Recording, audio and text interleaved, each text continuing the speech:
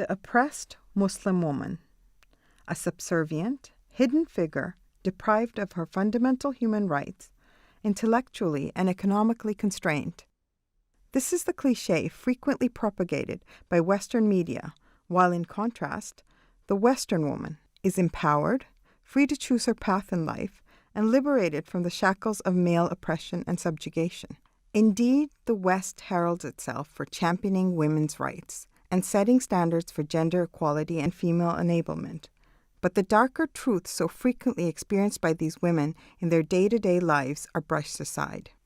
Recent media outrage and demonstrations against sexual harassment and the exploitation of women bears witness to these ongoing struggles and contradictions within Western society. It may come as a surprise to learn that women living in the West were granted the same statutory rights and freedoms as their male counterparts only 100 years ago. Islam had already granted these same rights 1,500 years prior.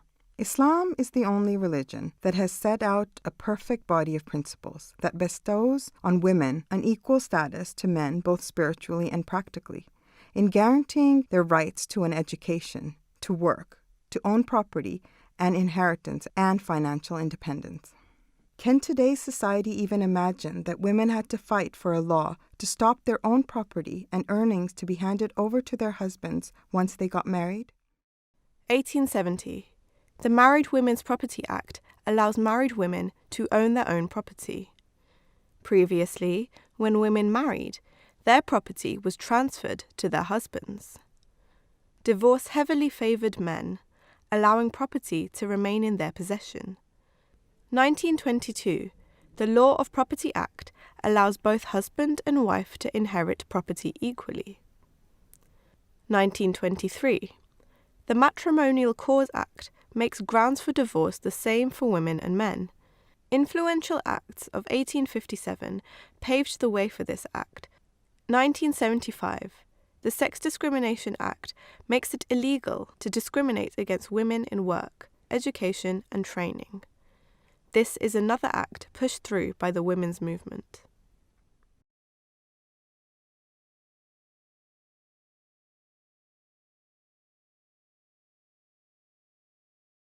(609 to 632 CE). The Quran is revealed. Covet not that whereby Allah has made some of you excel others. Men shall have a portion of that which they earn, and women shall have a portion of that which they earn. Ask Allah alone of His bounty. Surely Allah has perfect knowledge of all things. Chapter 4, verse 33. For everyone leaving an inheritance we have appointed heirs, parents, and near relations, and also husbands and wives, to whom you are bound by solemn covenants. So give all of them their appointed shares. Surely Allah watches over all things. Chapter 4, verse 34. For divorced women also there shall be provision according to what is fair. This is an obligation binding on the righteous. Chapter 2, verse 242. O Prophet, when you divorce your wives, observe the period prescribed for making the divorce effective, and reckon the period, and be mindful of your duty to Allah, your Lord. Turn them not out of their homes, nor should they depart from there during that period, unless they are guilty of manifest indecency. These are the limits set by Allah. Whoso transgresses the limits set by Allah wrongs himself. Chapter 65, verse 2. The Holy Prophet, peace and blessings of Allah be upon him, laid down that education is compulsory for both. He said, "It is the duty of every Muslim man and every Muslim woman to acquire knowledge." He also said, "He who brings up his daughters well and makes no distinction between them and his sons will be close to me in paradise." In June 1868, the University of London Senate voted to admit women to sit the general examination, becoming the world's first Western university to accept women. However, it is interesting to note here that the very religion which is criticized and demonized for supposedly oppressing their women, actually holds the very first founder of any university within early history.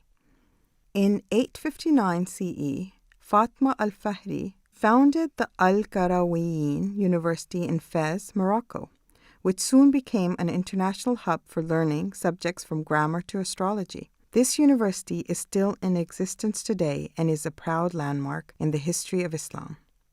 Islam has recognized the vital contribution of women's knowledge to society, as well as to the family and raising the next generation of intellectuals, and lays great emphasis and importance on the equal education of both men and women. Islam does not prevent women from taking authoritative roles or from being leaders in various capacities. Did you know? The Ahmadiyya Muslim Women's Association has over 134 local presidents, 15 regional presidents, and 1 national president within the UK alone. Each president has her own team who all work closely together to keep various community departments running smoothly. The history of Islam is showered with examples of prestigious Muslim women, women who have been in battle, women who were leading teachers, mathematicians, scientists, and much more. Did you know? In 10th century Baghdad, Sataita al-Mahamali, a Muslim hijab-wearing woman, was seen as one of the most renowned scholars of her time and earned enough esteem to be mentioned by later intellectuals. She excelled in many fields such as Arabic literature, hadith, jurisprudence, as well as mathematics. Islamic directives regarding women's attire have been attacked and misunderstood by many in the West, particularly with regards to the hijab and the segregation of men and women in certain arenas of life. The concept of Islamic segregation is based on a model of chastity, a requirement upon both men and women. Recently, circulated scandals in the media regarding the exploitation of women have ignited the heated debates on the issue of women's safety in society. Many non-Muslim countries have now brought in initiatives designed to reduce the number of assaults and harassment cases.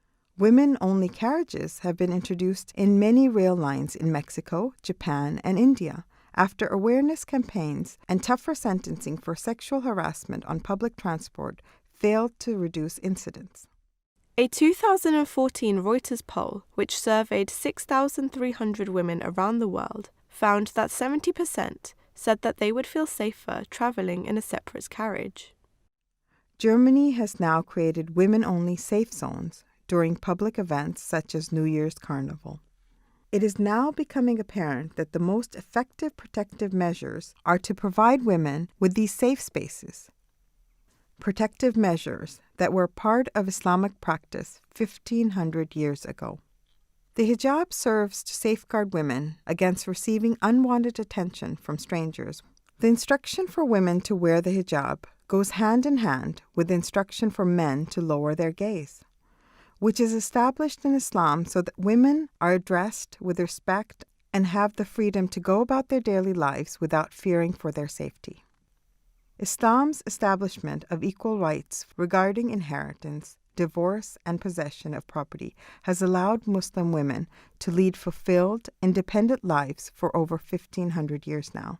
Today, Ahmadi Muslim women are empowered through the rights given to them by Islam.